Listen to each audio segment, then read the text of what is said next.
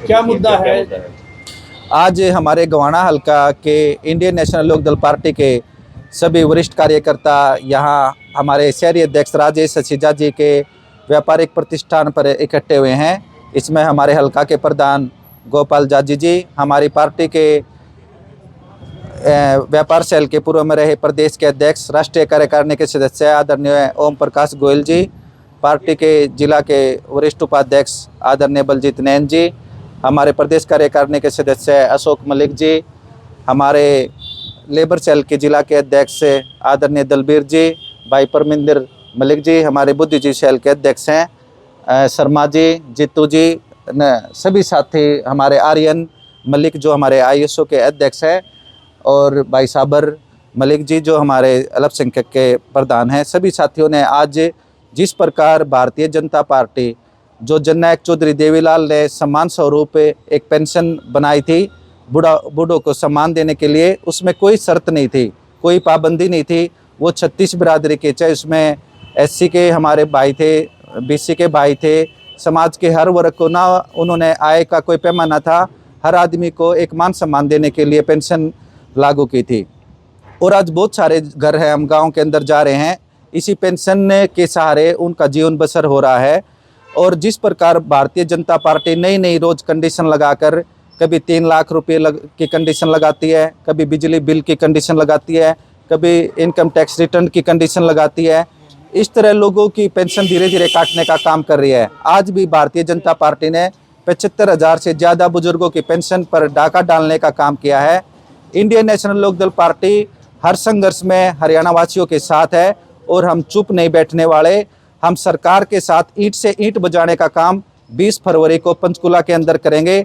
एक बहुत ही बड़ा ऐतिहासिक प्रदर्शन इस पेंशन को मुद्दे को लेकर पूरे हरियाणा भर के बुजुर्गों को साथ लेकर हम वहां पर करने का काम करेंगे। बीजेपी सरकार को जगाने का काम करेंगे कि जिस प्रकार एक भी हम बुजुर्ग की पेंशन को कटने नहीं देंगे। और कल से ही हमारे हल्का प्रधान गोपाल जाजी जी और पूरी टीम गोवाना हल्के के प्रत्येक गांव में जाकर प्रत्येक उस बुजुर्ग से मिलने का काम करेगी जिसकी पेंशन सरकार ने काटने का काम किया है।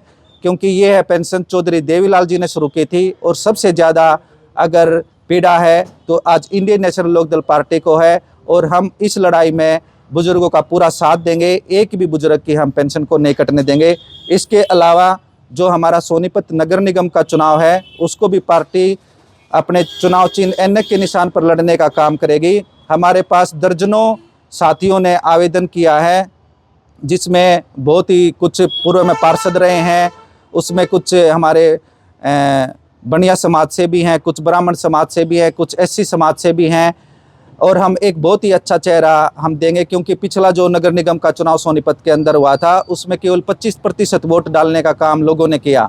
75% लोग ना बीजेपी से खुश थे, ना भारतीय जनता पार्टी से खुश थे और ना ही कांग्रेस से खुश थे। उनको हम एक अवसर देंगे, एक मौका देंगे। और जिस प्रकार सोनीपत के अंदर नगर निगम में भ्रष्टाचार हो रहा है, हम आज नगर निगम से भाजपा का बिल्कुल सुपड़ा साफ करेंगे।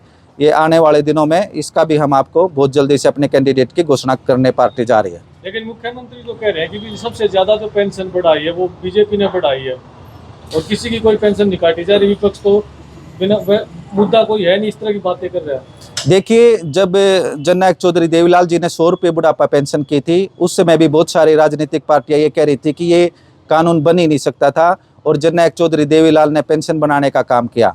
जब चौधरी ओम प्रकाश चौटाला जी हमारे हरियाणा के मुख्यमंत्री थे तो उन्होंने उस पेंशन को दुगना करने का काम किया, 200 रुपये करने का काम किया, और उसी कार्यकाल में 300 रुपये भी करने का काम किया।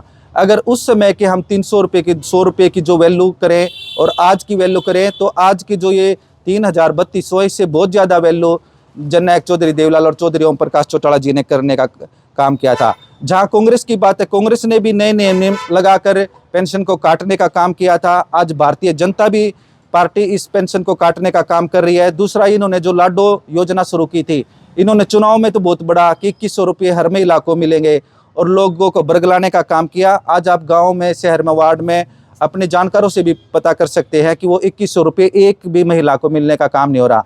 आप जहाँ तक बीजेपी कह रही है कि पेंशन नहीं काटते, आप डीसी ऑफिस, एडीसी ऑफिस से या एसडीएम ऑफिस, आप कहीं पर भी चले जाओ, बुजुर्ग आज चक्कर सुबह आते हैं, शाम तक भूखे पेट, वो कहते उस कमरे में चले जाओ, आप उस अधिकारी के पास चले जाओ। आज 75,000 से ज़्यादा आंकड़ा है और हम गांव के अंदर जाके आपको पूरी लिस्ट भी देने का काम करेंगे जितने बुजुर्गों को आज पेंशन कटी हुई है।